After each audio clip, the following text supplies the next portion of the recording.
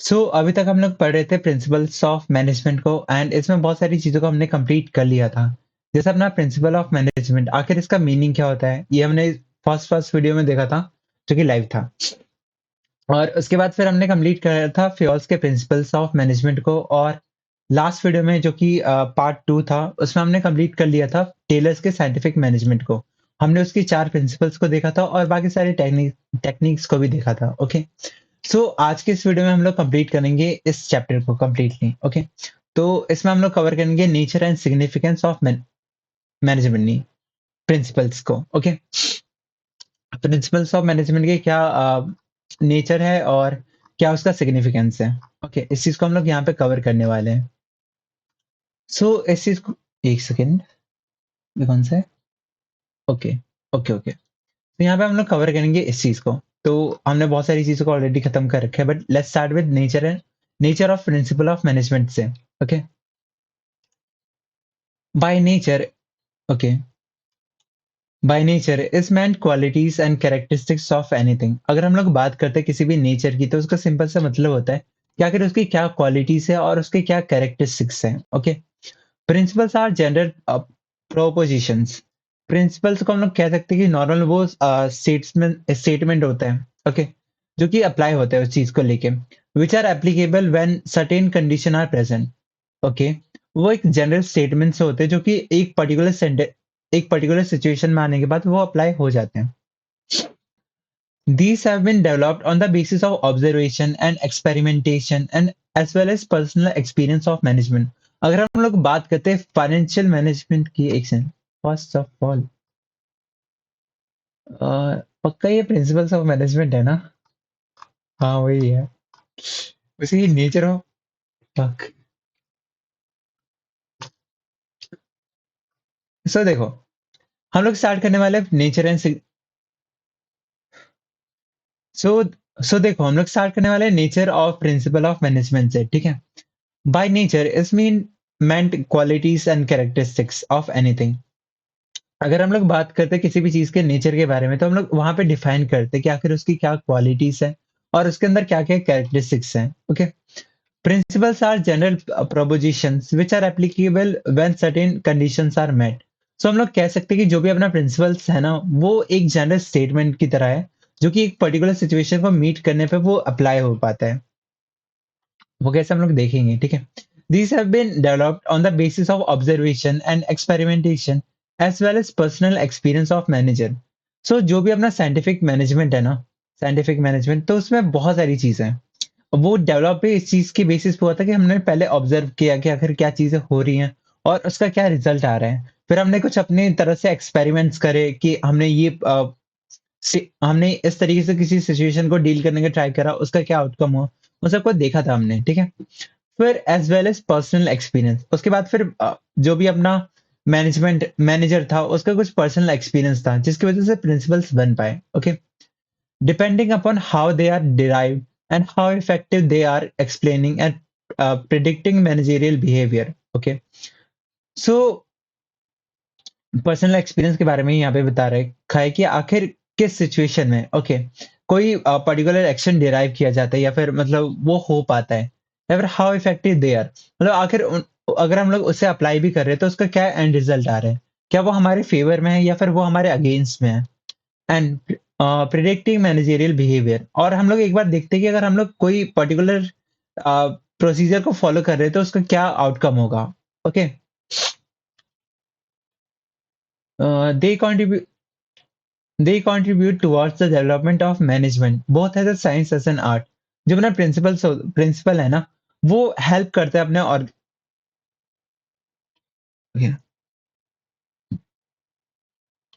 जो भी अपना ऑब्जर्वेशन है, जो भी अपना एक्सपेरिमेंटेशन है या फिर जो भी अपना पर्सनल एक्सपीरियंस है। ठीक है।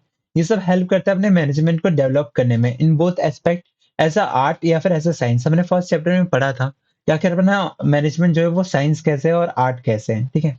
तो अपना जो भी प्रिंसिपल्स होता है या फिर ऑब्जर्वेशन, एक्सपेरिमेंटेशन या फिर पर्सनल एक्सपीरियंस, वो हेल्प करता है कि वो आगे बढ़े। ठीक है। अब मान लो कोई भी अपना प्रिंसिपल है, ठीक है, उसको अगर हम उसका डेरिवेशन, कि आखिर हमने उसे किस तरह से डिराइव करा, वो होता है उसका साइंस वाला एस्पेक्ट, ओके। लेकिन उस प्रिंसिपल के अंदर तुम्हारी क्या क्रिएटिव एंगेजमेंट है, तुम उसको कैसे अप्लाई कर रहे हो, या फिर उसके अंदर तुम्हारा पर्सनल जजमेंट क्या है, ओके। तो वो चीज आता है अपने क्रिएटिव एप्लीकेशंस पे, ओके, मतलब वो आर्ट हो जाता है अपना। These principles lend credibility of learnable and teachable discipline to the practice of management. So जो भी अपना प्रिंसिपल होता है ना, तो उसको हम लोग फॉलो कर सकते हैं। मतलब इसका सिंपली मतलब है कि हम उसे खुद भी सीख सकते हैं कि ये प्रिंसिपल है, इस सिचुएशन में हमें हम लोग ये चीज अप्लाई कर सकते हैं, और साथ ही साथ हम इस चीज को किसी और को भी सिखा सकते हैं, okay. As such, ascent to managerial position may not be the matter of birth.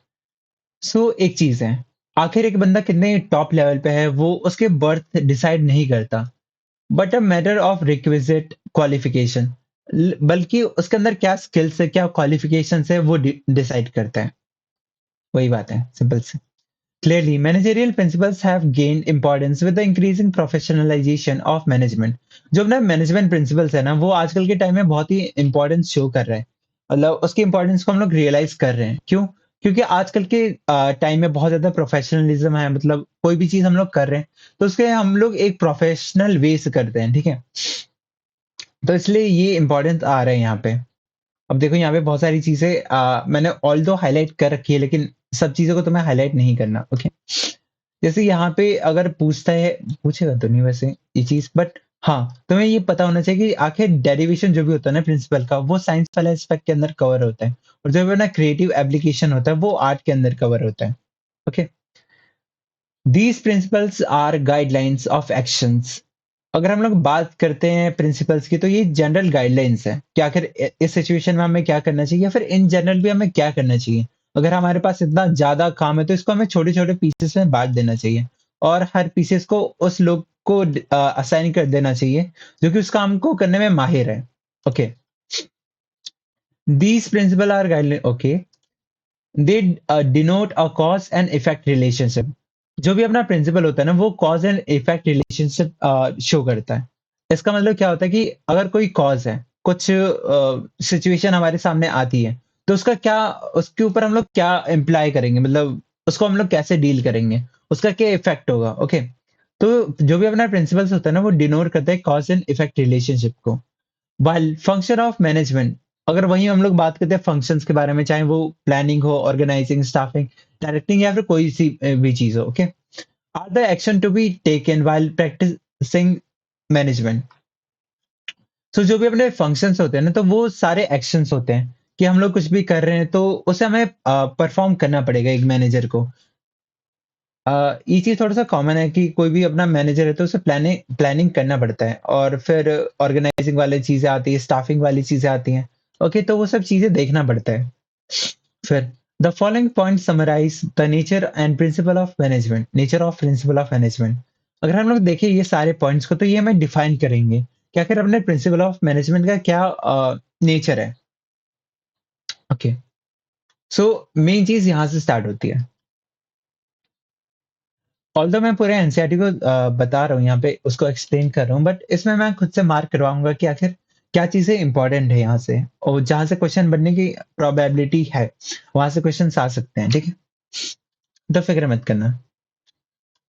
First of all, universal applicability, कि जो भी अपना प्रिंसिपल होता है ना, वो पूरे यूनिवर्स में अप्लाई होता है। यूनिवर्स इन द सेंस पूरे ऑल अराउंड अर्थ को। लेकिन इसको हम लोग कैसे डील करेंगे, क्या सच में ये चीज हर जगह पे अप्लाई हो पाता है? जैसे यहाँ पे लिखा हुआ है, बट मैंने खुद से मार्क करा हुआ था ये, extend of their applicability would vary. लेकिन ऑल ये सारे प्रिंसिपल्स एप्लीकेबल है, अर्थ के अराउंड हर जगह पे एप्लीकेबल है, लेकिन किस हद तक, वो चीज डिपेंड करता है बहुत सारी सिचुएशंस पे, ओके। एक बार हम इस पूरे चीज को हम लोग पूरा पढ़ते हैं। The principle of management are intended to apply to all type of organization, business as well as non-business, small as well as large, public sector as well as private sector, manufacturing as well as service sector. तो in short हमें बता रहा है कि जो भी अपने principal of management है ना, तो वो इस बात से फर्क नहीं पड़ता कि आखिर अपना ऑर्गेनाइजेशन छोटा है, बड़ा है, वो पब्लिक है या फिर प्राइवेट है या फिर कुछ भी है वो, ओके। किसी भी कैटेगरी है, किसी भी कैटेगरी का है, वहां पे प्रिंसिपल ऑफ मैनेजमेंट अप्लाई हो सकता है। हाउएवर द एक्सटेंट, एक second,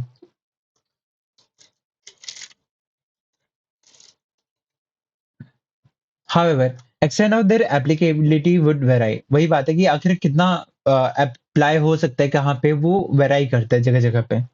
With the nature of organization, business activity, scale of operation and the like. Okay, so यहाँ पे बहुत सारे कंडीशन दे रखे हैं। मान लो कि आखिर अपने बिजनेस का नेचर क्या है, वो किस चीज को लेके डील करता है। ओके, आखिर उसका स्केल ऑफ ऑपरेशन क्या है, क्या वो सिर्फ अपने गांव में सीमित है या फिर ऑल ओवर ग्लोब वो ट्रेड करता है। तो ये बहुत सारे एस्पेक्ट्स है जिसके ऊपर प्रिंसिपल ऑफ मैनेजमेंट अप्लाई हो सकते हैं। मतलब डिपेंड करता है कि कितना अप्लाई होगा कितना नहीं होगा। For example, for greater productivity work, for greater productivity,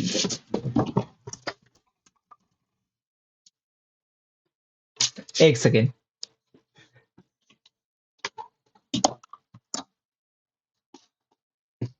सो यहाँ पे देखो, हम लोग कवर कर रहे थे nature of principle of management के बारे में और हमने फर्स्ट वाले पॉइंट को देख लिया था। ओके, तो इसमें हमने मेनली यही पढ़ा था कि ये सारे एक्टिविटीज होते हैं। जैसे अपना हो गया business activity, scale of operation क्या है, नेचर ऑफ ऑर्गेनाइजेशन क्या है। तो ये वो सारे फैक्टर्स हैं जो कि डिसाइड करते हैं कि आखिर एक ऑर्गेनाइजेशन के अंदर किस लेवल का अपना प्रिंसिपल ऑफ मैनेजमेंट अप्लाई होगा या फिर कितने सारे वहां पे अप्लाई हो सकते हैं। ओके, यहाँ पे एक एग्जाम्पल दे रखा है। For greater productivity, work should be divided into smaller task and each employ should be train to perform his or her specialised job. सो यहाँ पे यहाँ पे एग्जाम्पल दे रखा है कि मान लो कि हमें चाहिए कि हमारे ऑर्गेनाइजेशन के अंदर जो भी अपना काम हो रहा है, जो भी अपना काम हो रहा था उसे हमें इंक्रीज करना है, उसकी प्रोडक्टिविटी हमें बढ़ानी है। तो वहां पे हम लोग क्या कर सकते हैं ना कि हम लोग अपने काम को छोटे छोटे पीसेस में बांट सकते हैं, छोटे छोटे कामों में बांट सकते हैं और उसे हर एम्प्लॉय को दे सकते हैं जो कि उस काम को करने में स्पेशलाइज्ड हो, या फिर उस काम को करने के लिए उस इंसान को हमें ट्रेनिंग भी प्रोवाइड करनी चाहिए। ठीक है, the principle is applicable to govern office where there is a diary dispatch clerk whose job is to receive and send mail और डॉक्यूमेंट्स। सो सेम चीज जो यहाँ पे दे रखा है ना कि बिजनेस के रेस्पेक्ट में, क्या अगर हमारे पास कोई काम आता है तो हमें हमें उसे छोटे छोटे पीसेस में बांट के उसे हमें एम्प्लॉयज को दे देना चाहिए और हर एम्प्लॉय को हमें ट्रेनिंग भी प्रोवाइड करनी चाहिए कि वो बंदा उस काम को अच्छे से कर पाए। सेम एग्जाम्पल हमें बाकी किसी और एस्पेक्ट में भी हमें यहाँ पे दिया हुआ है। जैसे गवर्नमेंट ऑफिस में एक डेली डिस्पैच क्लर्क है जिसका काम है कि वो रिसीव करता है और सेंड करता है मेल्स को या फिर डॉक्यूमेंट्स को। और data entry operator whose task is to input data on computer. वहीं पे एक डाटा एंट्री ऑपरेटर है, मतलब एक इंसान है जो कि जिसका सिर्फ एक ही काम है कि वो डाटा की एंट्री करे वहां पे। अ पियोन एंड ऑफिसर एक्सेट्रा, वैसे बहुत सारे पोस्ट है। तो फिर समझिए यहाँ पे क्या चीज है। पहले इसको मैं तीन पॉइंट में बांटता हूँ कि आखिर यहाँ पे क्या चीजें बता रखी हैं। सबसे पहले यूनिवर्सल एप्लीकेबिलिटी, चार पॉइंट पे, ठीक है, तीन चार। सबसे पहले हमें बताया गया था कि जो भी अपना प्रिंसिपल ऑफ मैनेजमेंट होता है ना वो हर जगह पे अप्लाई होता है। लेकिन सेकंड पॉइंट यहाँ पे ये है कि आखिर वो कितना अप्लाई होगा वो डिपेंड करता है बहुत सारे फैक्टर्स के ऊपर। और वो फैक्टर्स क्या हैं, आखिर अपने मतलब अपना जो बिजनेस है वो किस स्केल पे काम करता है, आखिर वो किन किन एक्टिविटीज पे काम करता है, या फिर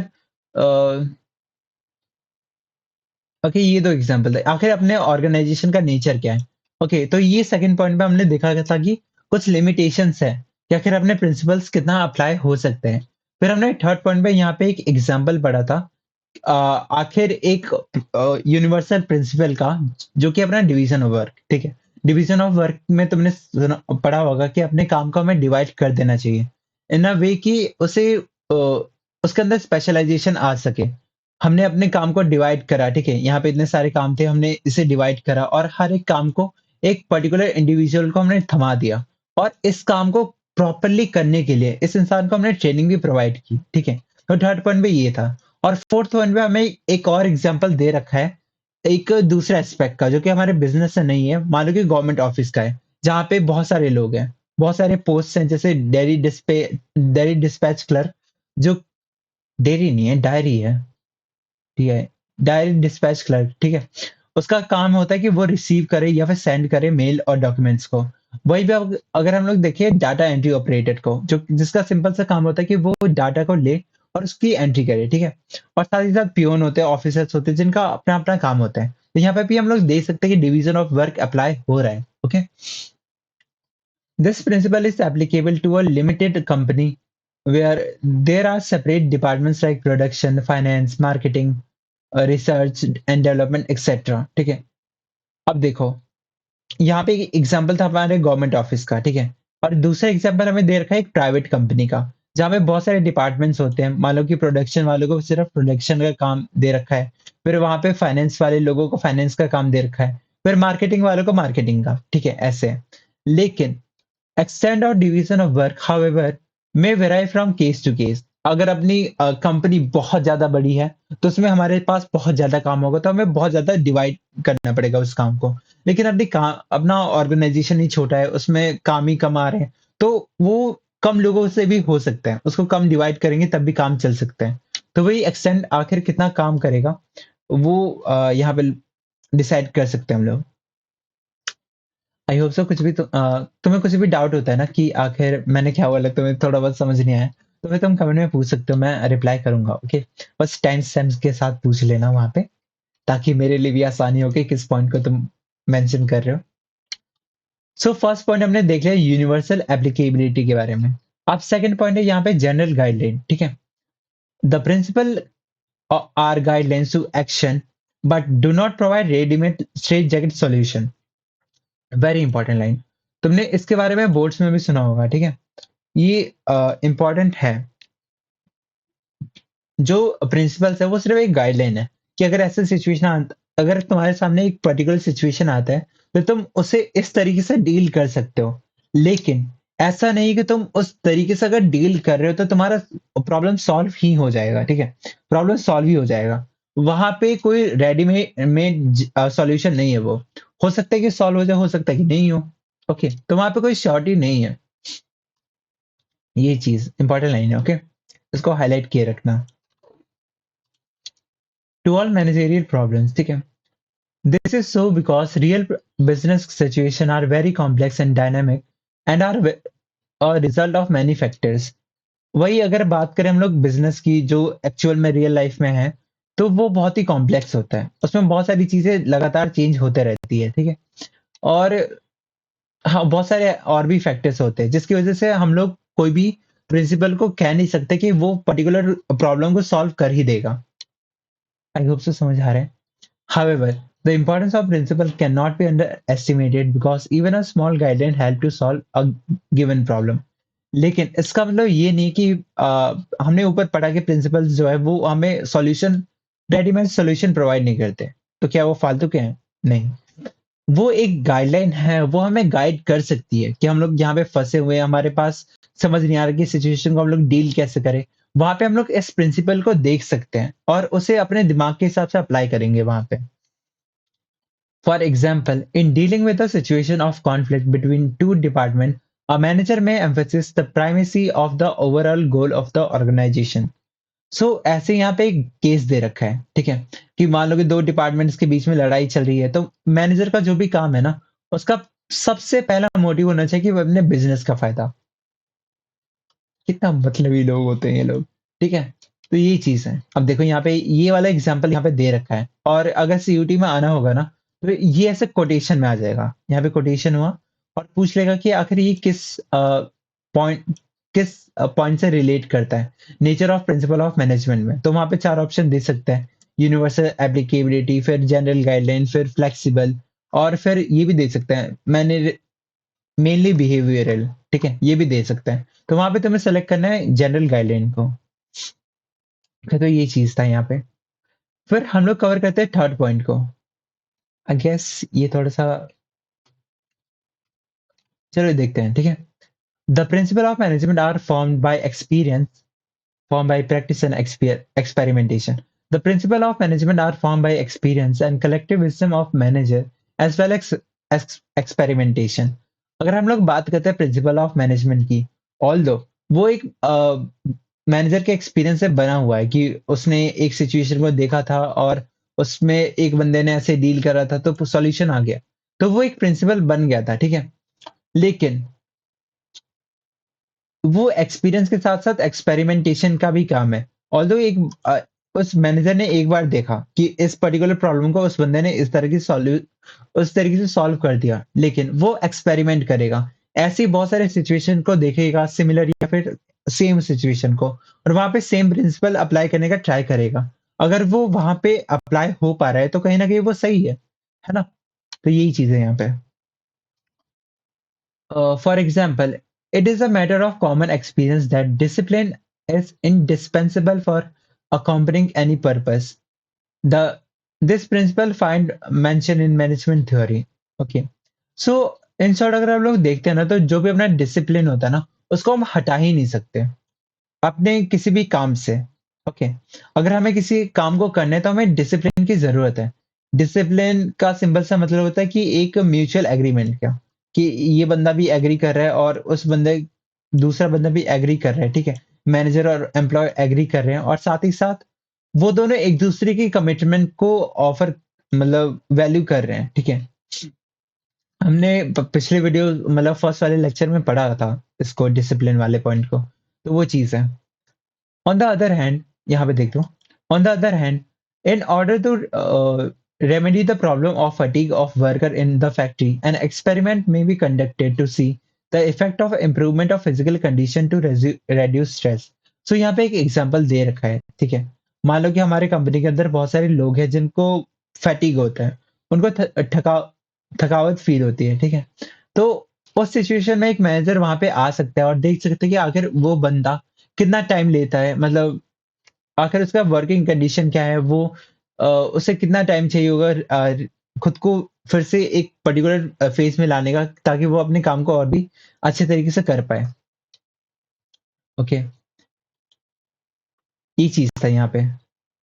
सो अगेन यहाँ पे क्या चीज इंपॉर्टेंट है, ये वाला लाइन जो इंडिस्पेंसिबल वाला है, discipline is indispensable. Okay,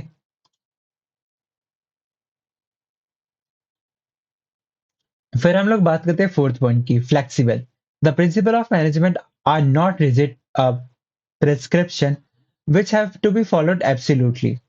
Okay. जो भी अपना प्रिंसिपल ऑफ मैनेजमेंट होता है वो रिजिड नहीं होता।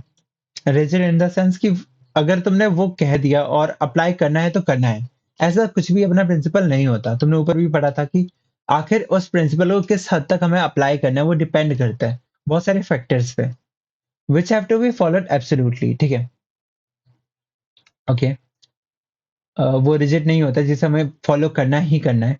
दे are flexible and can be modified by the manager when the situation so demand.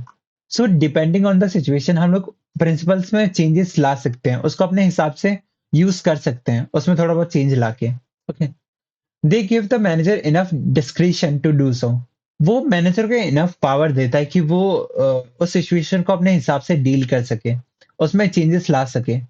For example, the degree of concentration of authority, centralization, or its dispersal, decentralization, will depend upon the situation and circumstances of enterprises. Moreover, enterprises, ठीक है?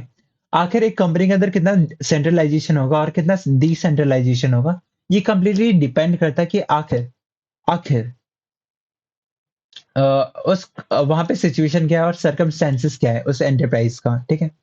तो ये वाला example तुम्हें थोड़ा बहुत याद रखना पड़ेगा। देखो, बीएससी का क्या सीन है ना, मान लो कि कोई भी सब्जेक्ट है, अकाउंट्स है या फिर इको है या फिर कोई भी सब्जेक्ट है या फिर इंग्लिश है मान लेते हैं या फिर जीएटी है। तो वहां पे तुम्हारे पास सिलेबस आ रखा है, ठीक है? तुम्हें पता है कि सिलेबस है, लेकिन वो पूरा वास्ट है। अगर तुमने हद पार तैयारी भी कर ली ना, तुम्हारे अंदर एक श्योरिटी नहीं है कि भाई अगर क्वेश्चन आ गया तो मैं सॉल्व कर पाऊंगा या नहीं कर पाऊंगा, क्या वो क्वेश्चन मेरी रिस्पेक्ट में है या नहीं है। लेकिन भाई अगर मैं बात करूँ बीएससी में, बीएससी एकदम ऐसा सब्जेक्ट है ना कि अगर तुम वर्ड टू वर्ड, मैं ये नहीं कह रहा रटो, बट अगर तुम्हें वर्ड टू वर्ड तुम्हें पता है कि ये एग्जाम्पल है, ये एग्जाम्पल जो है वो इस वाले पॉइंट में दिया हुआ है, तो तुम completely easily 250 out of 250 score कर सकते हो। इसमें बस ये एक एफर्ट मांगता है कि तुम्हें चीजें याद होनी चाहिए। ओके। सो गाइस एक चीज़ है, ऑलवेज़ मैं कहता हूँ पानी पीते रहो।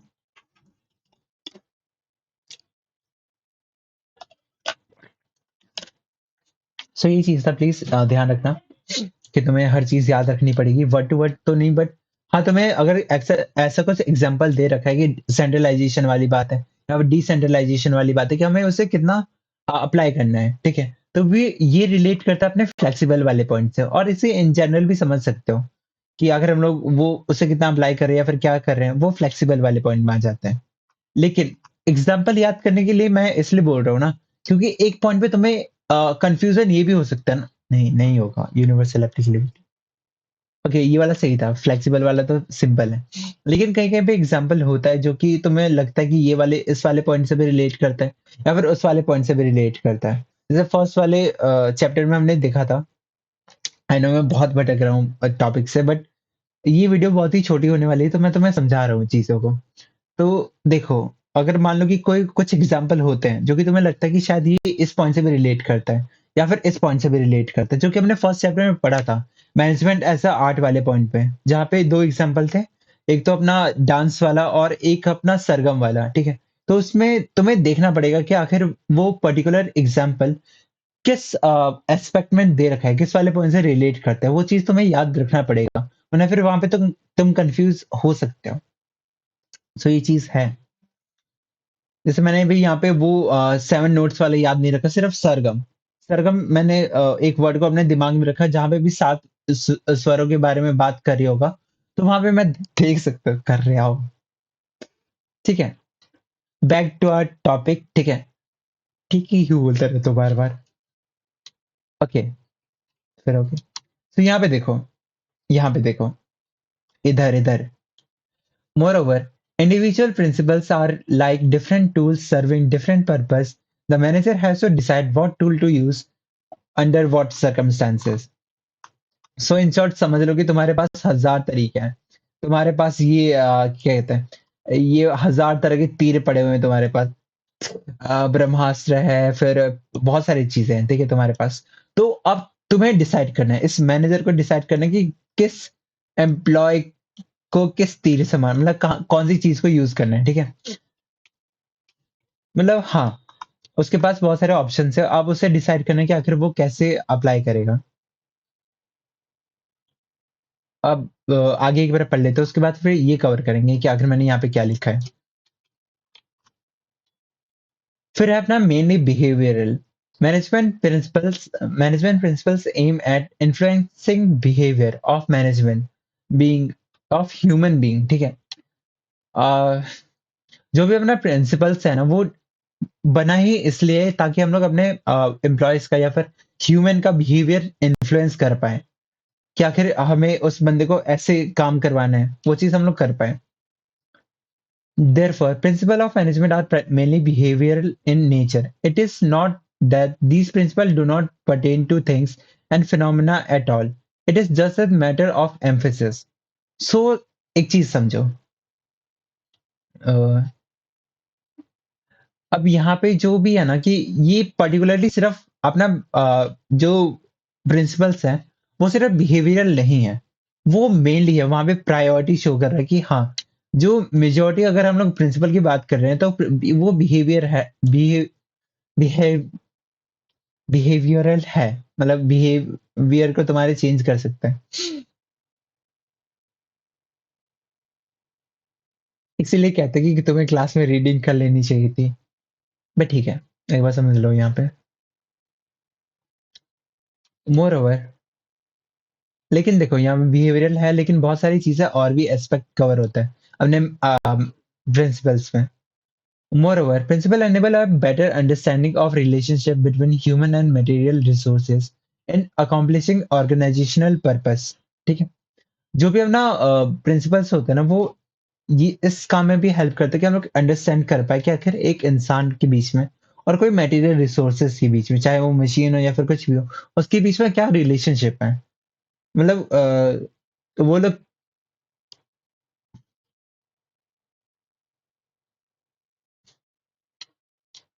मुझे लगता है कि मुझे इस वीडियो को दोबारा से रीशूट करना पड़ेगा, जैसा अभी मैं बोल पा रहा हूँ, but I will cut this part.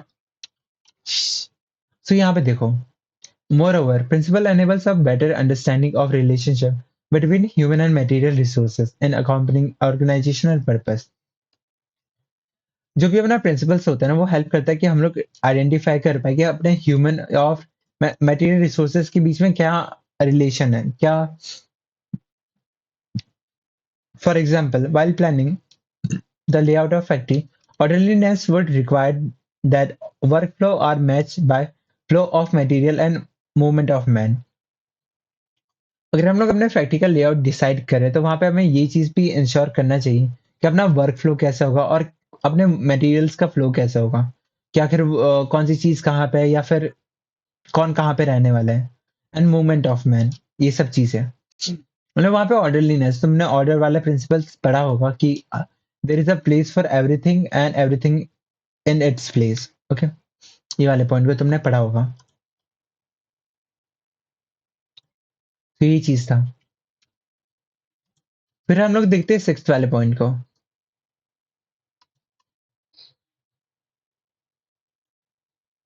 Cause and effect relationship. हमने ऊपर पढ़ा था कि अपना प्रिंसिपल ऑफ मैनेजमेंट जो होता है वो cause and effect relationship show करता है, लेकिन कैसे वो हम लोग यहाँ पे पढ़ेंगे। The principle of management are intended to establish relationship between cause and effect so that they can be use in similar situation in a large number of cases. Okay, so जो भी अपना प्रिंसिपल होता है ना, तो उसको हम लोग ऐसे रिलेट कर देते हैं कि अच्छा ये केसेस हैं, ठीक है, ये केसेस है, तो इस वाले पर्टिकुलर सिचुएशन में हम लोग इन प्रिंसिपल्स के साथ डील कर सकते हैं। ओके, ऑल्दो हमारे पास हजार प्रिंसिपल्स हैं, ऑल्दो हमारे पास हजार प्रिंसिपल्स हैं, ऑल्दो हमारे पास हजार केसेस हैं, लेकिन इस पर्टिकुलर केस में ये पर्टिकुलर प्रिंसिपल्स हम लोग अप्लाई कर सकते हैं, ये पर्टिकुलर कॉज में हम लोग पर्टिकुलर इफेक्ट को यूज कर सकते हैं, ये चीज है। So that they can be used in similar. Okay, as such they tell us if a particular principle was applied in a particular situation. वो हेल्प करता है हमें रियलाइज करने में कि आखिर एक पर्टिकुलर सिचुएशन में हम लोग क्या अप्लाई कर सकते हैं, what would be it's likely effect. उससे हमें पता चलता है कि आखिर अगर हम लोग इस सिचुएशन में अगर हम लोग ये प्रिंसिपल को अप्लाई करते हैं तो हो सकता है कि ये चीज हो जाए। मतलब वो हम लोग सिर्फ एज्यूम करते हैं बेस्ड ऑन पास्ट एक्सपीरियंसेस कि अगर मैं ऐसा करता हूँ तो रिजल्ट ऐसा आ सकता है। The principle of management are less than perfect since they mainly apply to human behavior. जो भी अपना प्रिंसिपल ऑफ मैनेजमेंट होता है ना, वो परफेक्ट हो ही नहीं सकता। मतलब ऐसा हम लोग कह ही नहीं सकते कि प्रिंसिपल ऑफ मैनेजमेंट एक पर्टिकुलर सिचुएशन को पूरी तरह से ठीक कर सकता है या फिर हर जगह पे वो अप्लाई हो सकता है, क्योंकि प्रिंसिपल जो होता है ना वो इंसानों के ऊपर लागू करने हमें, और इंसान सच्ची में बहुत ज्यादा कॉम्प्लेक्स बीइंग है। उसके दिमाग में क्या चलता है, वो काम कैसे करता है, वो नहीं समझ पाएंगे हम लोग, या फिर प्रॉपर्ली हम लोग एनालाइज नहीं कर सकते। In real life situation are not identical. वही बात है कि जो हमने केस स्टडीज में पढ़ा था, हो ऐसा तो नहीं हो सकता ना कि इन फ्यूचर भी सिमिलर, मतलब सेम डिट्टो डिट्टो वहां पे सिचुएशन नहीं आ सकता। So accurate cause and effect relationship may be difficult to establish. तो हम लोग ऐसे नहीं कह सकते कि हाँ इस कॉज में हम लोग ये प्रिंसिपल अप्लाई करते तो इसका क्या इफेक्ट आएगा। However, principle of management assist manager in establishing these relationship to some extent and therefore useful. लेकिन इसका मतलब ये नहीं कि प्रिंसिपल्स फालतू के हैं। अगर हम लोग पर्टिकुलरली प्रिंसिपल्स को पढ़ते हैं कि आखिर एक पर्टिकुलर सिचुएशन में अगर हम लोग उसे अप्लाई करते हैं तो क्या रिजल्ट आ सकता है, तो कहीं ना कहीं हमें पता है कि अगर इन फ्यूचर कोई हमारे सामने सिचुएशन आती है, उसके अंदर हम लोग कोई पर्टिकुलर प्रिंसिपल अप्लाई करते हैं, तो इसका शायद शायद ये आउटकम आ सकता है, तो उतना हम लोग सोचने के कैपेबल हो जाते हैं, ये चीज है। In situation of emergencies it is desirable that someone take charge and other just follow. अब देखो एक एग्जांपल है, मान लो कोई भी सिचुएशन है इमरजेंसी का, ओके, तो फिर वहां पे तुम्हें ऐसे नहीं करना कि मैं बड़ा हूं या फिर कोई दूसरा छोटा है। वहां पे बस तुम्हें चाहिए कि कोई सामने आ जाए या फिर कोई आ रहा है तो तुम उसे एक्सेप्ट करो एज अ लीडर उस पर्टिकुलर सिचुएशन में, ऑल्दो वो भले ही तुम्हारे दुश्मन है, लेकिन एट द पर्टिकुलर इमरजेंसी, ठीक है, कि सब लोगों की जान पे बन आ रखी है, तो तुम्हें कंसिडर करना पड़ेगा उस इंसान को एज अ लीडर। ओके, बाकी अदर जस्ट फॉलो, बाकी सब उसे फॉलो करेंगे। But in situation requiring cross functional expertise such as setting up of a new factory, more participative approach to decision making would be advisable. लेकिन अगर हम लोग बात करें इन जनरल में हमें लोगों के एडवाइस को हमें सुनना चाहिए, उनको डिसीजन मेकिंग में पार्ट दिलाना चाहिए कि उनके थॉट्स को हम लोग कंसिडर कर रहे हैं, ये सब चीजें। तो ये पर्टिकुलर लाइन बहुत इंपॉर्टेंट है, इसको तुम रिलेट कर देना जब भी आए। किससे? कॉज एंड इफेक्ट रिलेशनशिप से। अब एक चीज के बारे में हम लोग पढ़ेंगे जिसमें बहुत ज्यादा कंफ्यूजन आता है, फ्लेक्सिबल और कंटिंजेंट के बारे में, ठीक है? आखिर ये है क्या, और हम लोग आइडेंटिफाई कैसे करेंगे कि आखिर जो स्टेटमेंट दे रखा है वो कंटिंजेंट का है या फिर फ्लेक्सिबल का है। सो फर्स्ट ऑफ ऑल देखते कंटिंजेंस। तुमने बिजनेस अकाउंटेंसी में कंटिंजेंट एसेट्स या फिर कंटेंजेंसी, मुझे काटना पड़ेगा ये चीज, मुझे याद क्यों नहीं आ रहा ये चीज। तो द एप्लीकेशन ऑफ, एक बार देख लेते हैं।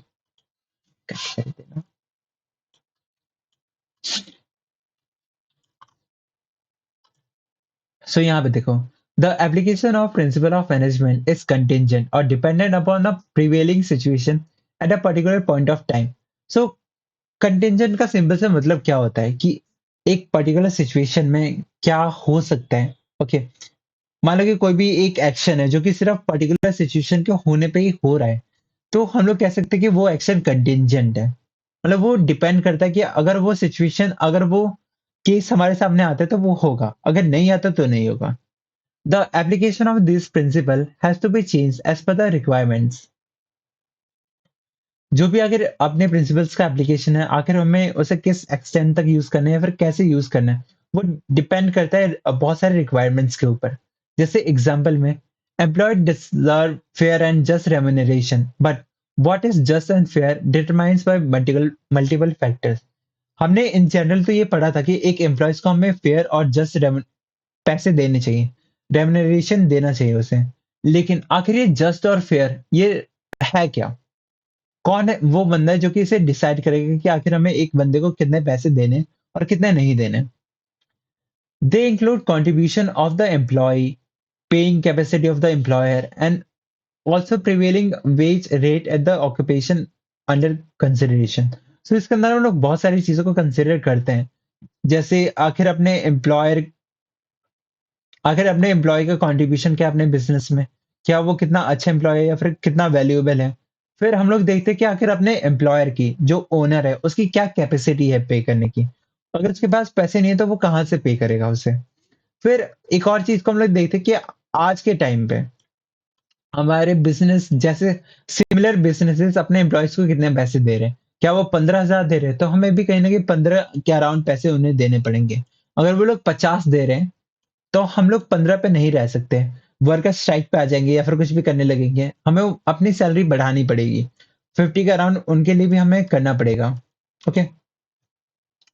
Having described the inherent qualities and characteristic of management principle, अब हमने ऊपर देखा था कि आखिर नेचर क्या होता है और कैरेक्टरिस्टिक्स क्या है मैनेजमेंट की, ठीक है? एक बार हम लोग ये पढ़ लेते हैं ये वाले पॉइंट को।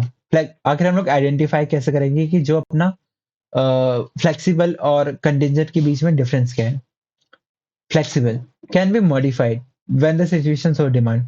सो अगर हम लोग बात करते हैं फ्लेक्सिबल की, तो उसको हम लोग ऐसे समझ सकते हैं कि जब हमें जरूरत पड़ती है तो हम उसे मॉडिफाई कर सकते हैं, उसमें चेंजेस ला सकते हैं। लेकिन कंटिंजेंट, इसका एप्लीकेशन डिपेंड करता है कि पर्टिकुलर सिचुएशन पे, depend upon prevailing situation at the particular point of time. Okay, आखिर उस पर्टिकुलर पॉइंट ऑफ टाइम में क्या सिचुएशन है, क्या वो सिचुएशन इतनी रेलेवेंट है, क्या वो सिचुएशन ऐसी है जहां पे हम लोग एक पर्टिकुलर प्रिंसिपल को अप्लाई कर सकते हैं। अगर सिचुएशन वैसी नहीं है तो हम कहाँ से अप्लाई करेंगे, ये चीज है कंटिंजेंट। और मतलब तुम्हें अगर ऐसी लाइन आएगा तुम्हारे सामने, इट कैन बी मॉडिफाइड या फिर ऐसा कुछ, ओके, ये रिजिड नहीं होता और ये सब नहीं होता, अ, जिसे हमें पर्टिकुलरली फॉलो ही नहीं करना होता, मतलब इतना फोर्स नहीं होता कि हम लोग उसे फॉलो करें। तो वो चीज अपने आ जाती है फ्लेक्सिबल में, और कंटिंजेंट में वही based on a particular situation. So यही चीज था। ओके, अब आगे देखते हैं एक बार।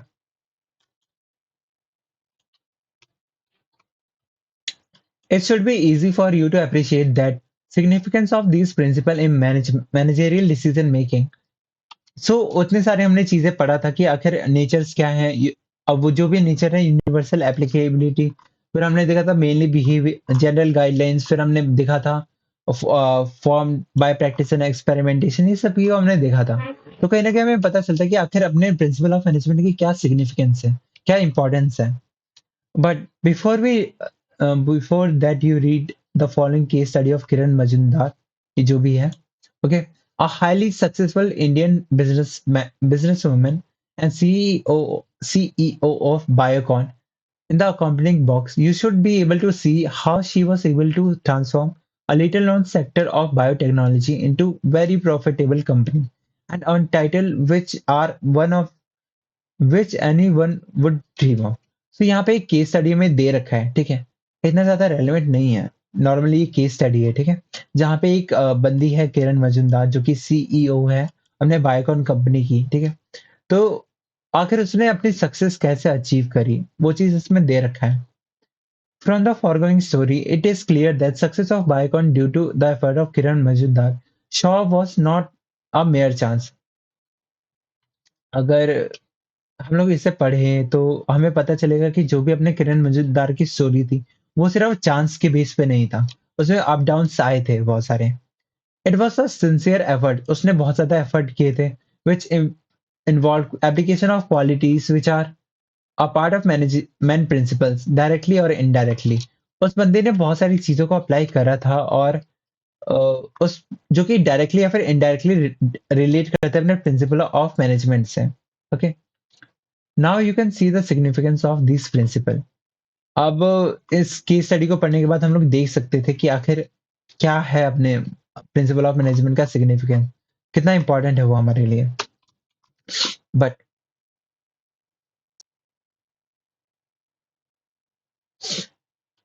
सो चलो एक बार इस केस स्टडी को पढ़ ही लेते हैं, ठीक है।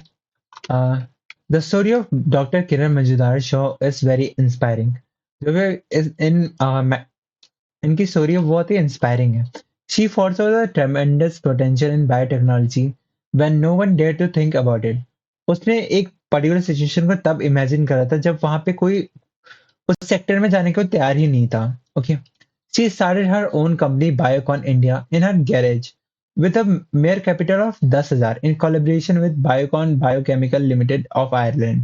So जब उन्होंने स्टार्ट करा था ना तो उनके पास सिर्फ 10,000 का इन्वेस्टमेंट था और उन्होंने टाइप करा था Biocon biochemical limited of Ireland से, मतलब वो भी फॉरेन से, ठीक है। The company is a pioneer in bringing the benefit of high quality yet affordable novel biological and biosimilar to patients in India. So जो भी ये कंपनी थी बायोकॉन वाली जो कि आइलैंड में है, वो जानी इसलिए जाती थी क्योंकि उन्होंने स्टार्ट करा था कि वो हाई क्वालिटी का सामान बहुत ही अफोर्डेबल रेट में और बहुत ही नोबल बायोलॉजिक, बहुत ही क्या कहते हैं उसे, चैरिटी तो नहीं कहेंगे but in a good way वो अपने काम को करती थी। मतलब वो कंपनी अपने इन कामों को करती थी। तो patient in India and emerging market, वो इंडिया में डील करने आई थी यहाँ पे और बहुत सारे मार्केट्स में जहाँ पे वो हाई क्वालिटी का सामान येट अफोर्डेबल में प्रोवाइड करी थी। Today it is India's largest and fully integrated biopharmaceutical company that develop manufacture and supplies advance life saving biopharmaceutical for diabetes, cancer, automobile condition at price point that make them affordable and thus accessible. सो यहाँ पे simply हमें बता रखा है कि एक company थी जो कि इंडिया में आई थी और इंडिया के साथ साथ बहुत सारे देशों में गई थी जो कि वहां पे हाई क्वालिटी का सामान बिल्कुल अफोर्डेबल रेट में प्रोवाइड कर रही थी। इससे क्या हुआ ना कि अपने इंडिया के अंदर बहुत सारी चीजें आने लगी। पहले तो वहां पे जो फार्मास्यूटिकल होता है, जो भी मेडिसिन होती है वहां पे डेवलप होने लगी, फिर मैन्युफैक्चर होने लगी, फिर सप्लाई भी होने लगी अराउंड द वर्ल्ड वहां से। ये सारी चीजें थी, मतलब ग्रो हुआ था वहां पे। As an innovation led organization focus on providing affordable access, we have leveraged our inherent strength and advanced science to develop. Okay, जो भी ये कंपनी था इसने हेल्प करा कि अफोर्डेबल एक्सेस हो पाए और साथ ही साथ manufacture and develop a rich portfolio with a small molecule API and formulation and complex bio. एक से मैं पढ़ लेता हूँ इसे. Both novel and biosimilar, including monoclonal antibodies and सो इस कंपनी ने बहुत सारे काम किए थे यहाँ पे, बहुत सारी मेडिसिन्स को यहाँ पे लेके आया था और बहुत सारी चीज़ें करी थी अपने देश के लिए. The companies global scale capacities of manufacturing high quality, affordable biological have been position in company as well as world 4th largest insulin producer. जो भी अपनी ये बायोकॉन वाली कंपनी है, वो वर्ल्ड की 4th लार्जेस्ट इंसुलिन प्रोड्यूसर है, जो कि अपने आप में ही बहुत बड़ी बात है. Enabling us to address and growing need of diabetes patient across the globe. और इसकी वजह से हम लोग पूरे ग्लोब में, सिर्फ इंडिया में नहीं, हम लोग बहुत सारे देश में उन डायबिटीज पेशेंट को हम लोग ट्रीट कर सकते हैं, उनके लिए हेल्प प्रोवाइड कर सकते हैं. As one of the leading oncology company in India. Oncology मतलब जो कैंसर से रिलेट करता है, ठीक है, कैंसर से. The company has broad sale efficiencies and affordable medicine for cancer to cater the need of patient, caregiver and medical practitioner in the company. So जो भी इन शॉर्ट हम लोग कह सकते हैं, जो भी अपना बायोकॉन वाली कंपनी थी, जो कि डॉक्टर किरण मजूमदार के थ्रू ये सब हो पाया था. ओके, तो वो अपने देश के लिए और पूरे ग्लोब के लिए बहुत ज्यादा ही इम्पोर्टेंट था. उसने पेशेंट्स को केयर गिवर.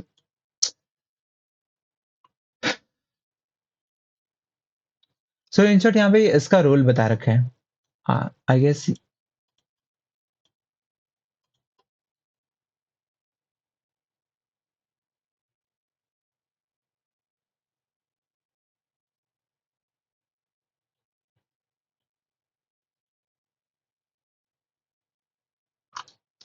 अब हम लोग स्टार्ट करते हैं significance of principle of management के बारे में, ठीक है. The principle of management derive their significance from their utility. जो भी उन्होंने प्रिंसिपल ऑफ मैनेजमेंट का आखिर सिग्निफिकेंस, उसकी इंपॉर्टेंस क्या है ना, तो उसको हम लोग इस चीज से देख सकते हैं कि आखिर हम लोग उसे यूज कैसे कर रहे हैं. They provide useful insight to managerial behaviour and influence managerial practices. जो भी अपने प्रिंसिपल्स होते हैं ना, वो हेल्प करते हैं अपने बिहेवियर को चेंज करने में, उनको इन्फ्लुएंस करने में.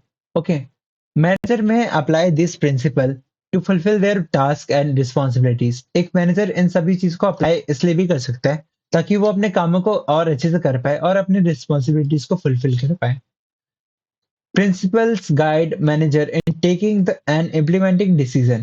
जो भी उन्हें प्रिंसिपल्स होते हैं ना, वो हेल्प करते हैं अपने मैनेजर को कि वो डिसीजन को ले पाए और साथ ही साथ इम्प्लीमेंट कर पाए.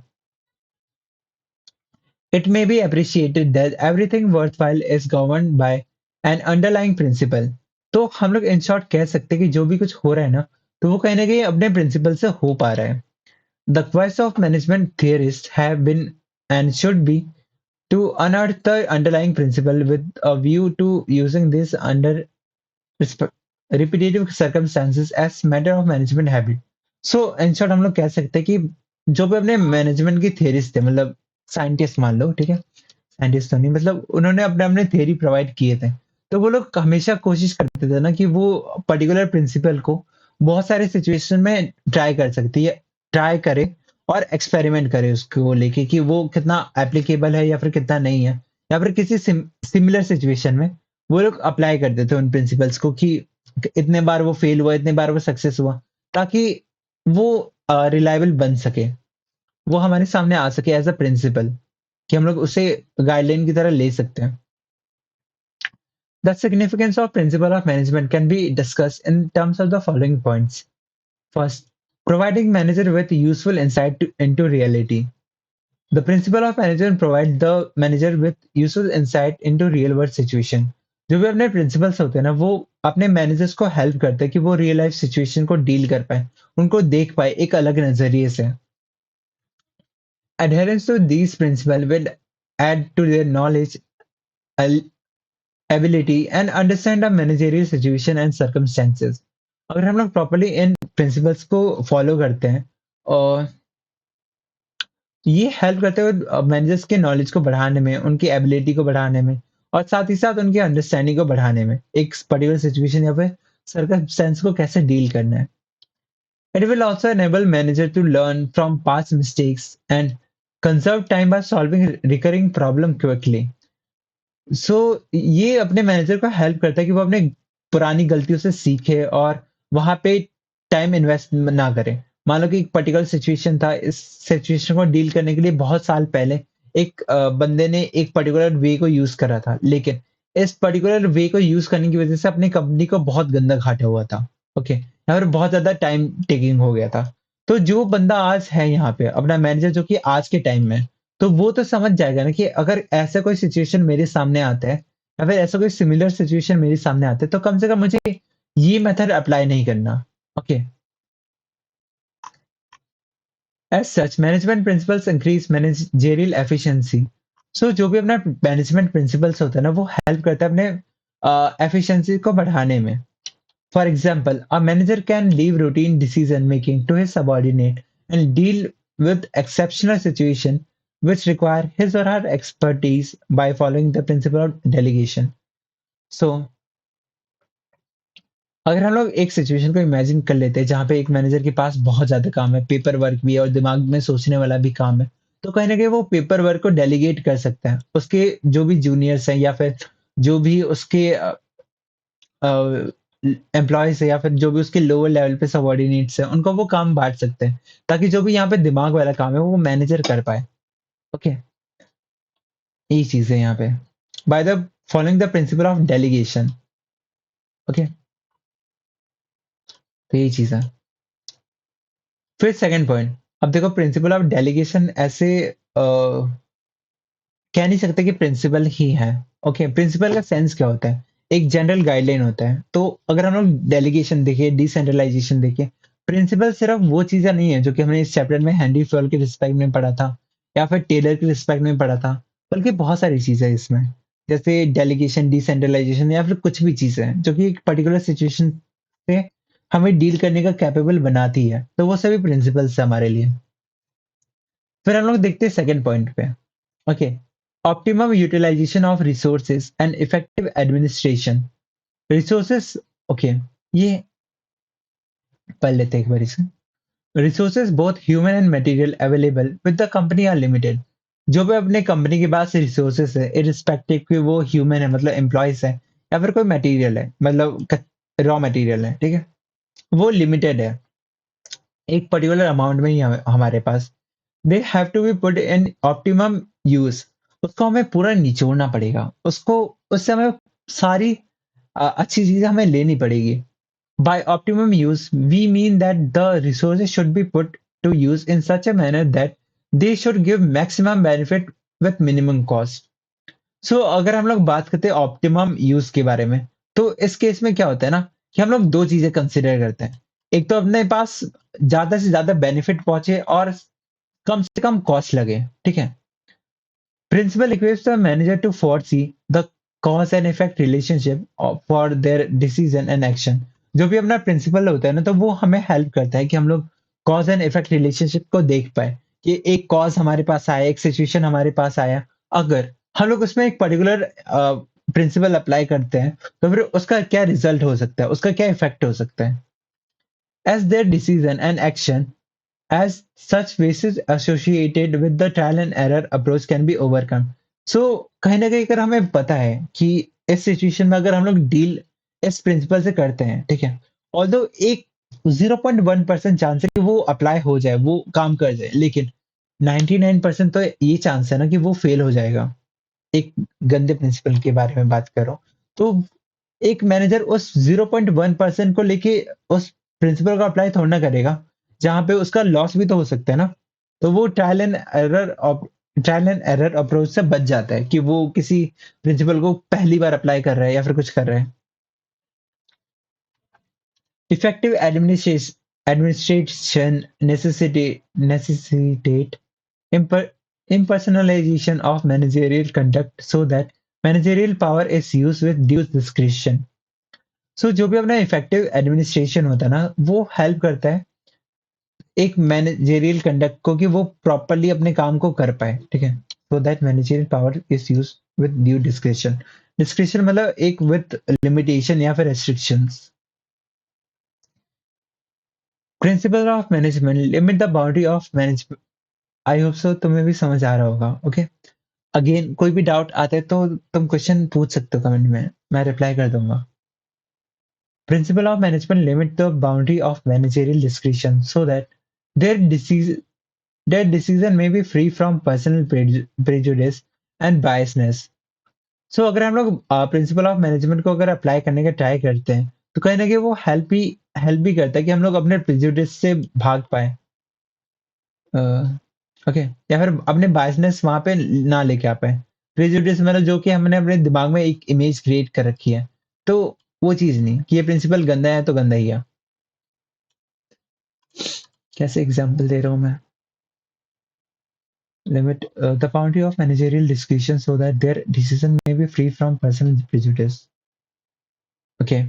For example, in deciding the annual budget for different department, rather than personal preference, managerial discretion is bound by the principle of contribution to organizational objective.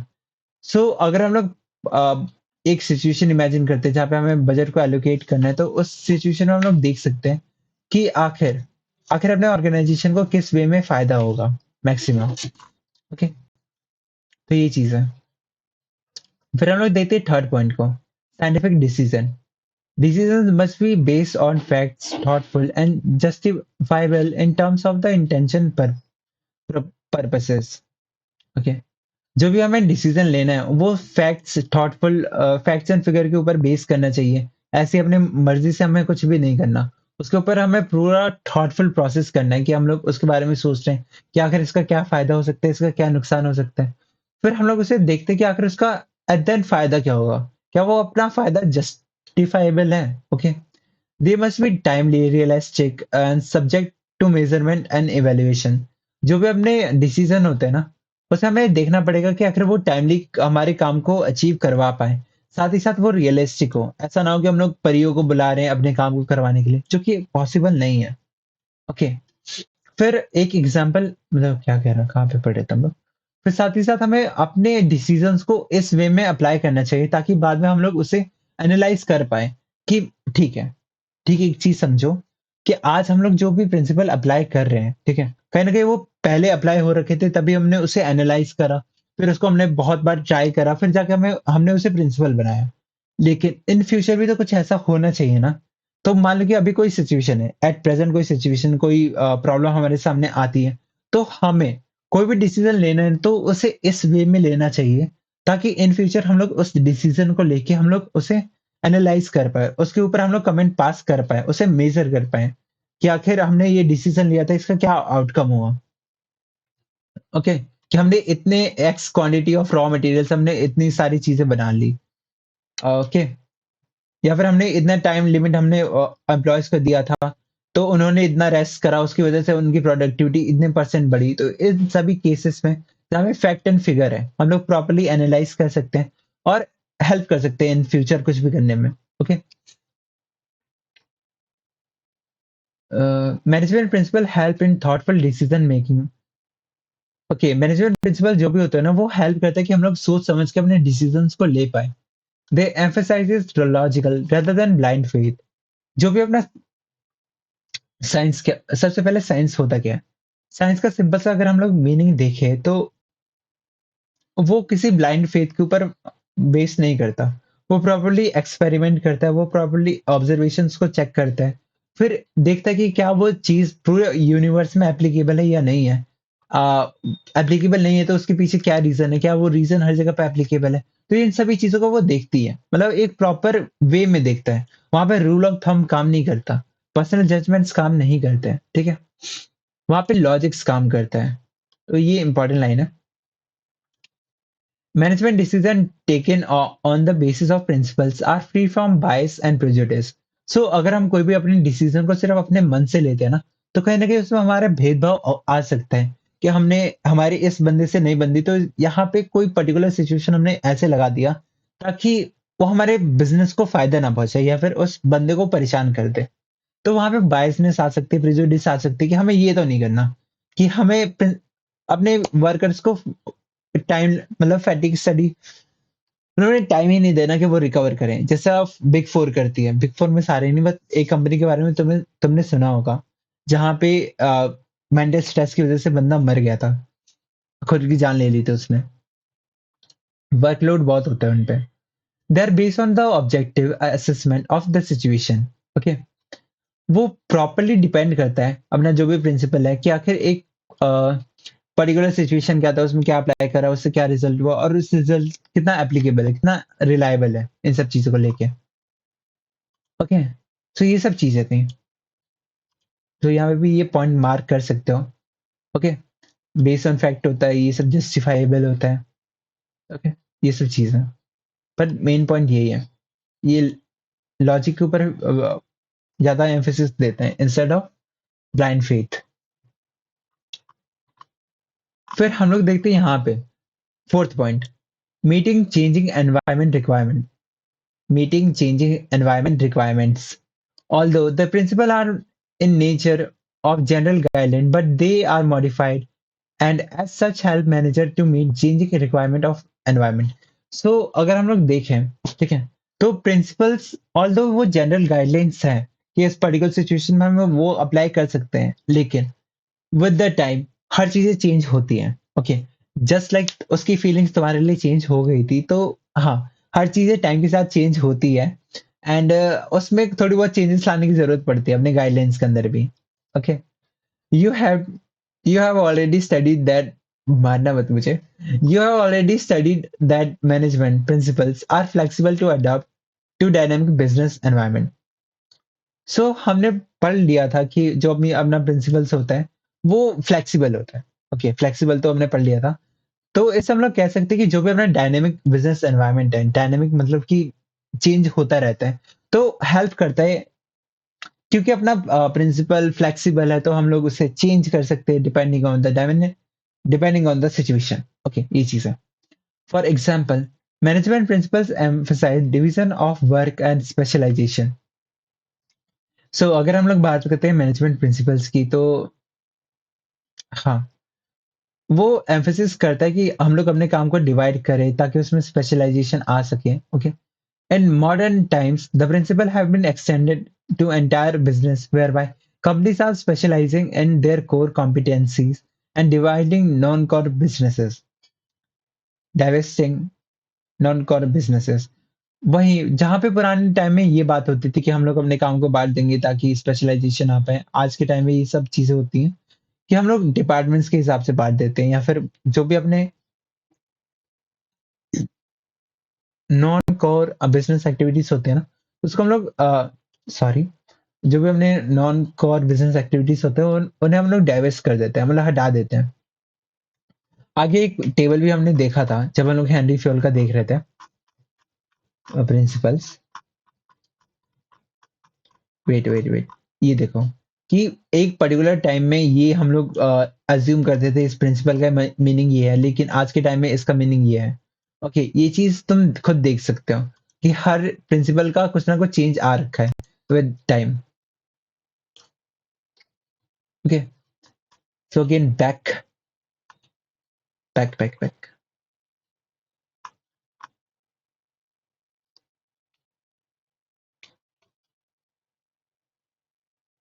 In this context one may cite the decision of Hindustan Lever Limited in divesting non-core businesses of chemical and seeds.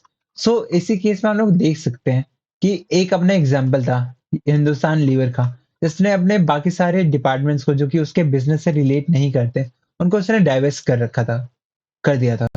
Some companies are outsourcing their non-core activities like share transfer management and advertising to outside agencies. वहीं पर अगर हम लोग बात करें कुछ companies की, तो जो कि वो आउटसोर्स करती हैं नॉन कोर एक्टिविटीज को। ओके, कि वो लोग, चाहे वो एडवर्टाइजमेंट का हो गया या फिर कोई एजेंसी का काम हो गया, वो आउटसोर्स करती है। आउटसोर्स मतलब वो लोग बाहर से उस काम को अ, जैसे फ्रीलांसिंग के बारे में तुमने सुना होगा, ठीक है, कि हम लोग अपने काम को किसी और को दे देते हैं, वो काम करके हमें दे प्रोवाइड कर देते हैं। तो इन द सेम वे यहाँ पे बिजनेस है और यहाँ पे एक क्या है, आउट दूसरी कंपनी है जो कि इस कंपनी का काम आउटसोर्स करके इसे वापस दे रही है। Okay, so I guess diversity का मतलब होता है कि हम लोग उसे इंक्लूड कर रहे हैं, ठीक है, हटा नहीं रहे। जैसे हिंदुस्तान यूनिलीवर ने भी अपने बहुत सारे एस्पेक्ट को इंक्लूड कर लिया था।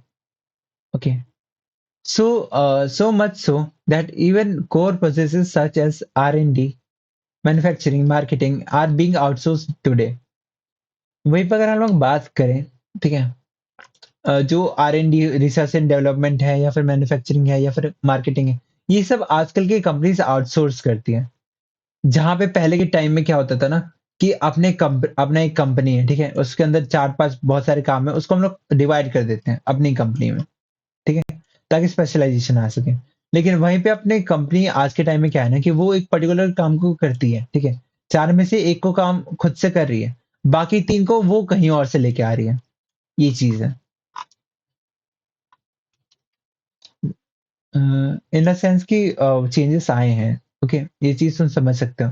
Haven't you heard of qualification of business process outsourcing BPO and knowledge process outsourcing?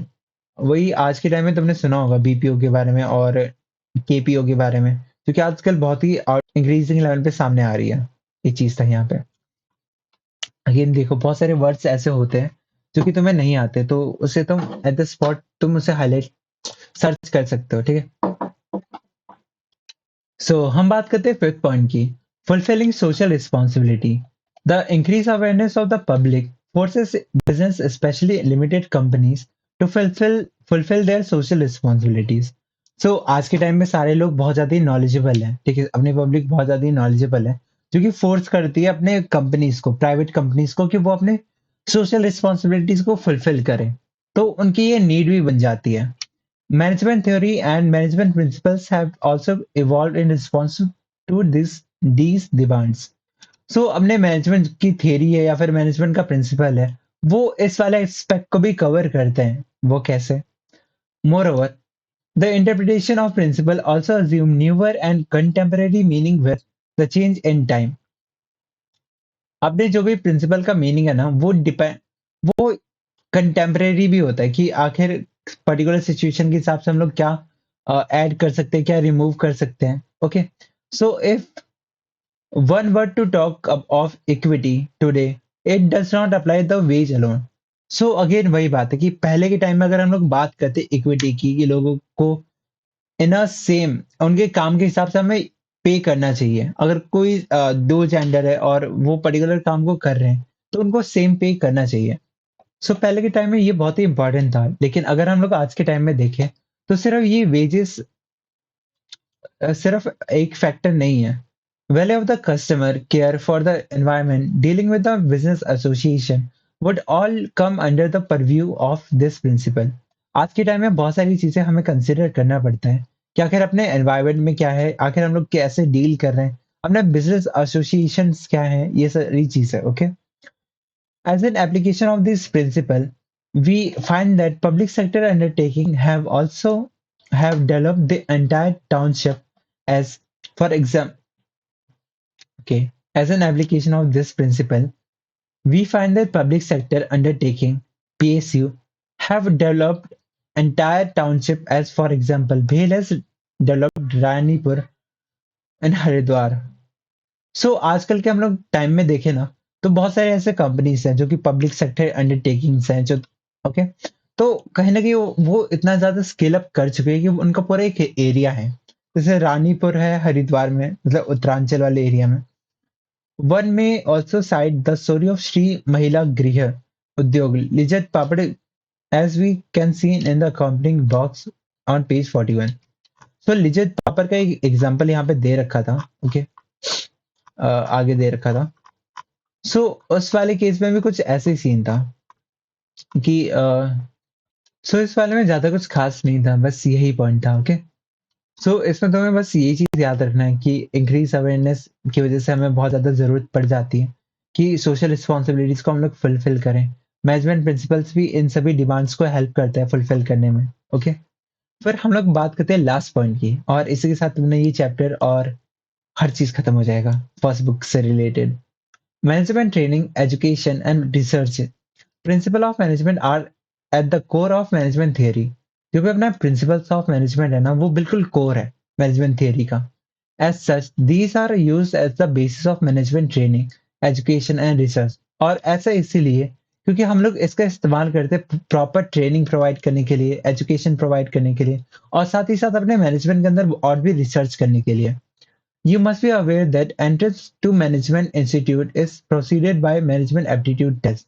So तुमने सुना होगा, कोई भी अपने मैनेजमेंट का इंस्टीट्यूट होता है, चाहे वो आईआईएम हो गया या फिर कोई भी दूसरा इंस्टीट्यूट हो गया, ठीक है।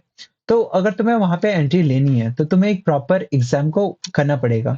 मैनेजमेंट एप्टीट्यूड टेस्ट को तुम्हें देना पड़ेगा, जैसे एक कैट है या फिर आईपी मैट है। तो ये तुम्हें उन सब एग्जाम्स को देना पड़ता है। Do you think that these tests could have been developed without an understanding of management principles and how they may be applied in different situations? और इन द सेम वे हम लोग सोच भी नहीं सकते कि आखिर ये सारे टेस्ट या फिर कुछ भी हो गया, ये सारे प्रिंसिपल हो गए, आखिर वो डेवलप कैसे हुए। Okay, the principle provide basic ground work for development of management as a discipline. जो भी अपना मैनेजमेंट, जो भी अपना प्रिंसिपल है ना, विदाउट दिस प्रिंसिपल हम लोग इमेजिन नहीं कर सकते कि आखिर एक इंसान को हम लोग कैसे डेवलप करेंगे इन अ मैनेजमेंट फील्ड, ठीक है। तो अपना प्रिंसिपल जो होता है ना, वो ग्राउंड वर्क प्रोवाइड करता है अपने डिसिप्लिन, मतलब अपने बंदे को, जो भी उस इंस्टीट्यूट के अंदर आता है ना, तो उसको एक पर्टिकुलर ग्राउंड वर्क प्रोवाइड करता है कि वो वहां से अपना जर्नी स्टार्ट कर सके और इम्प्रूव कर सके। Professional courses such as MBA, Master of Business Administration (BBA) also teach these principles as a part of their curriculum at the beginner level. So अगर तुम MBA करते हो या फिर BBA करते हो, तो वहां पे तुम प्रिंसिपल्स के बारे में बहुत इन डेप्थ पढ़ते हो, ठीक है। और ये तुम्हारे लिए जरूरी भी हो जाता है अगर तुम मैनेजमेंट वाली फील्ड में अपना करियर देख रहे हो तो। These principles enable refinement of management practices as well as facilitating the development of new management techniques. तो ये प्रिंसिपल्स हेल्प करता है अपने मैनेजमेंट प्रैक्टिस को, जो भी रेगुलर, जो भी अपना day to day management activities होता है, उसको परफॉर्म करने के लिए प्रिंसिपल्स हेल्पफुल होते हैं। और साथ ही साथ कुछ न्यू टेक्निक्स को भी आइडेंटिफाई या फिर डेवलप करने में। Thus, we can see that techniques like operative research, cost accounting, just in time, Kanban, Kaizen, ये सब चीजें बहुत ज़्यादा इम्पोर्टेंट हो जाती है, या फिर अ, इन सब चीज़ों के बारे में हमें जानना इम्पोर्टेंट हो जाता है, जो कि हेल्प करता है अपने रिसर्च में प्रिंसिपल्स के बारे में। In conclusion, it can be said that understanding of meaning, nature, and significance of principle of management will help us to appreciate their applicability in real life situation. हमने बहुत सारी चीजें पढ़ी थी ऊपर। मीनिंग, एप्लीकेबिलिटी, मीनिंग पढ़ा था, फिर नेचर पढ़ा था, फिर हमने सिग्निफिकेंस को भी पढ़ा। और हमने इन तीनों चीजों को बस इसलिए पढ़ा था ताकि हमारे अंदर एक फीलिंग आ सके कि हम लोग जो भी कुछ पढ़ रहे हैं वो बहुत ही ज्यादा इंपॉर्टेंट है, उसका कुछ ना कुछ रोल है। ओके, आखिर हमने प्रिंसिपल्स का रियल लाइफ सिचुएशन में क्या रोल है, वो चीज हम लोग इन सब चीजों से समझ चुके हैं। As stated at the beginning of the chapter, management principles have undergone a long history of evolution. 6 phases होते हैं, तुमने पढ़ा होगा। They continue to evolve, और आज के टाइम में भी वो चीज इवॉल्व हो रही है। What follow is description of the management principles pertaining to a classical school. लेकिन आज के टाइम में जो चीज़ चलन में है, उसको हम लोग कह सकते हैं कि वो क्लासिकल स्कूल जो है, वो आज के टाइम में प्रेवलेंट है। वो चीज़ हम लोग देखते हैं। चाहे वो एफ.डब्ल्यू. टेलर हो या फिर हेनरी फेल हो या फिर तीसरा बंदा, मैक्स वेबर। तो उसके बारे में इस चैप्टर में तो हमने पढ़ा नहीं था, बट इन दोनों के बारे में पढ़ा था, जो कि बिलॉन्ग करते हैं क्लासिकल स्कूल से और वो इम्पोर्टेंट थे। ओके। सो ये था पूरा चैप्टर, हमने इस पूरे चैप्टर को कंप्लीट कर लिया है। बस एक और चीज़ मैं यहाँ पे बताना चाहता हूँ, ठीक है? वेट। कुछ टर्म्स हैं और वो तुम्हारे लिए जानना इम्पोर्टेंट है। जैसे यहाँ पे देखो, पेज 53 पे, जस्ट इन टाइम मैन्युफैक्चरिंग, इसका सिंपली मतलब होता है कि हम लोग अपने इन्वेंटरी को मैनेज कर रहे हैं। और वहीं पे अगर हम लोग बात करें कानबान की, ओके, कानबान हमें बताता है कि कब हमें रिप्लेनिशमेंट की जरूरत है, मतलब हमें कब चीजों को बदलनी है या फिर उसे दोबारा से फुल करना है। ओके, फिर अगर हम लोग बात करते हैं लीन मैन्युफैक्चरिंग की, आखिर ये क्या होता है? तो it is a manufacturing philosophy focusing on reduction of 7 waste. Lean manufacturing के अंदर हम लोग देखते हैं कि ये 7 तरह के वेस्ट ना हो। वो पहला वेस्ट है over production, wasting time, transportation, processing, motion, inventory, scrap. तो ये 7 तरह के वेस्ट हमें नहीं करने हैं। Okay. And in any type of the manufacturing process or any type of businesses, by eliminating waste, quality is improved, production time is reduced and cost is reduced. So एक बार अगर हम लोग इन सब चीज़ों को करते हैं ना, तो बहुत सारी चीज़ें हो जाती हैं।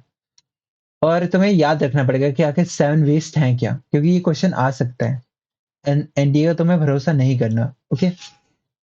फिर अगर हम लोग बात करते हैं काइज़न की, सो थर्ड वर्ड है अपना काइजन, जो कि है अपना एक जापानीज वर्ड, और इसका सिंपल सा मतलब होता है कि चेंज फॉर बेटर। ठीक है, हमें ये चीज याद रखना है मेनली, और इसको हम लोग इम्प्रूवमेंट भी कह सकते हैं। Okay. So the goal of kaizen include elimination of waste which is defined as those activities which add cost but not value to the product or services.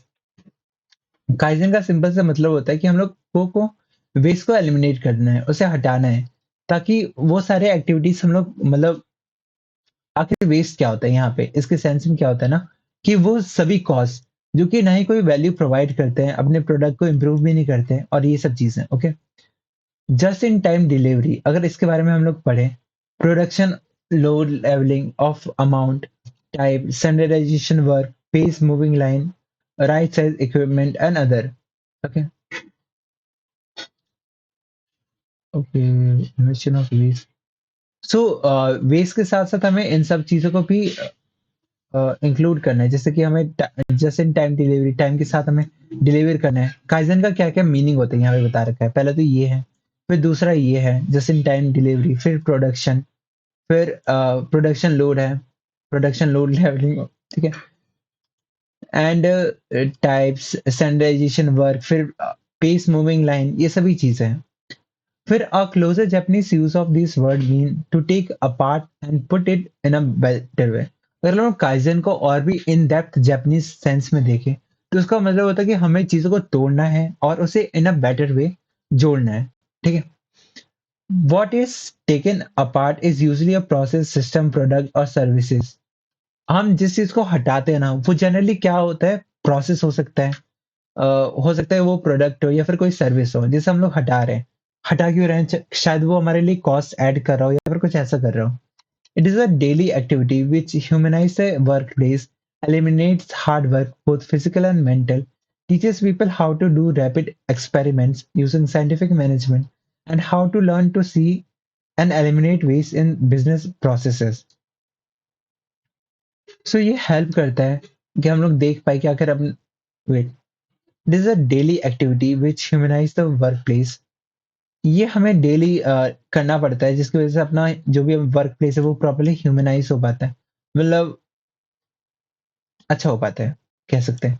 Eliminates hard work, both physical and mental. जो भी अपना physical hard work होता है कि हम लोग कोई भी काम को सिर्फ रगड़ के ही कर रहे हैं, या फिर दिमाग में बहुत ज्यादा स्ट्रेस आ रहा है, तो उस चीज को एलिमिनेट करता है ये चीज काइजन। अगर हम किसी चीज को हटा के फिर से अच्छे जोड़ रहे हैं, कहीं ना कहीं हम लोग अपने स्ट्रेस को हटा रहे हैं या फिर कोई फटीग को हटा रहे हैं, और वहीं पे कोई प्रॉपर वे को लेके आ रहे हैं जिसकी वजह से वो चीज प्रॉब्लम्स ना आए हमारे लिए। Teaches people how to do rapid experimentation using scientific method, and how to learn to see and eliminate waste in business processes.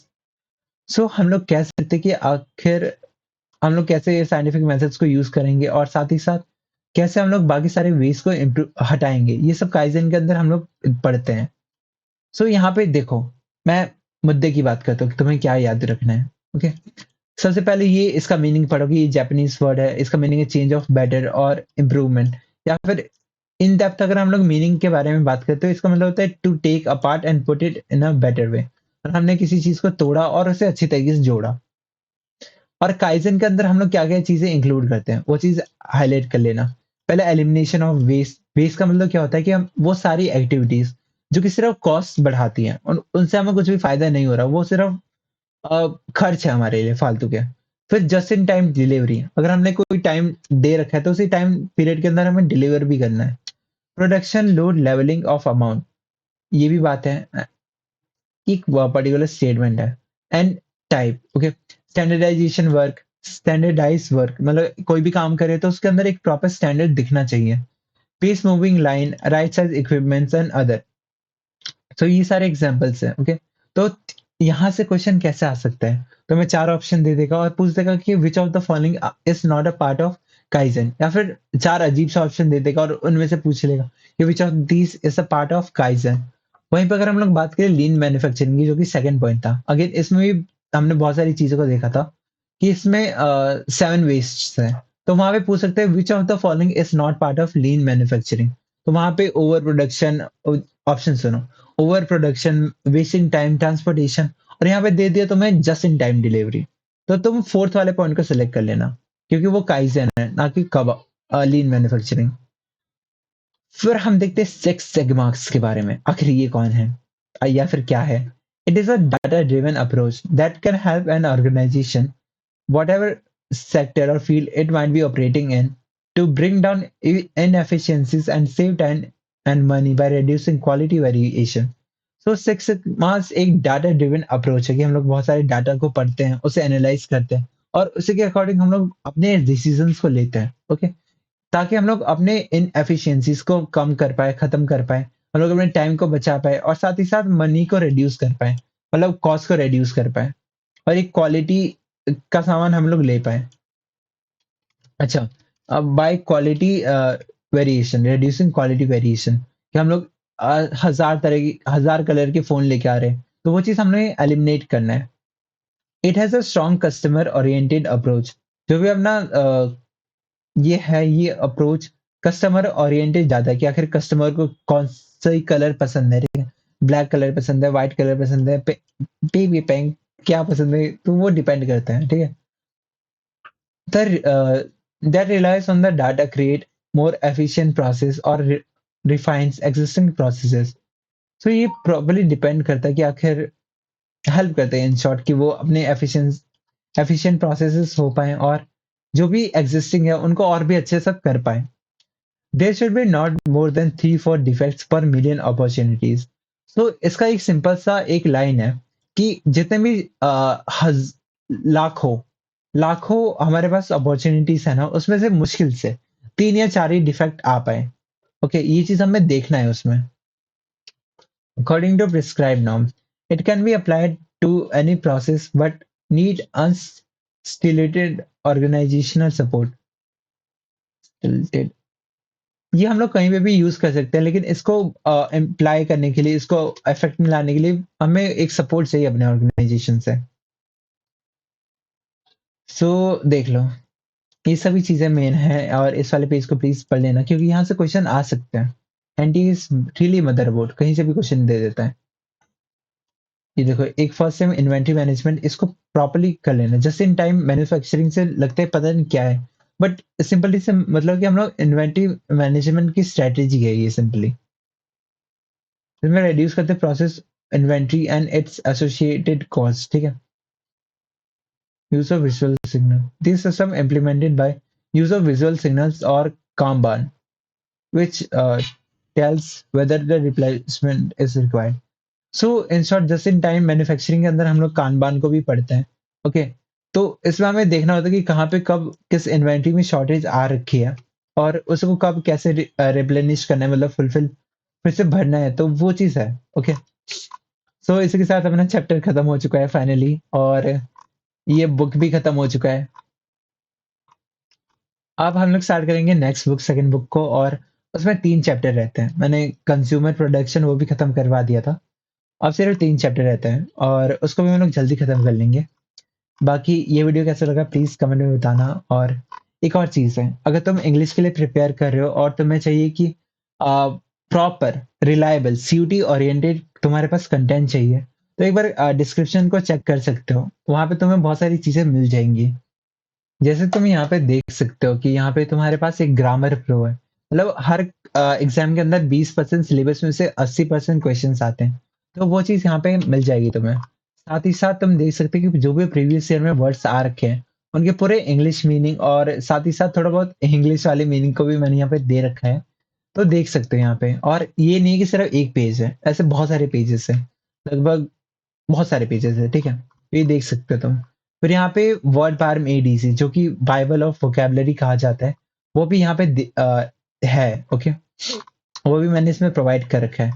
फिर अपने ग्रामर के नोट्स प्रॉपर्ली डिटेल के साथ वो सब भी मैंने प्रोवाइड कर रखा है।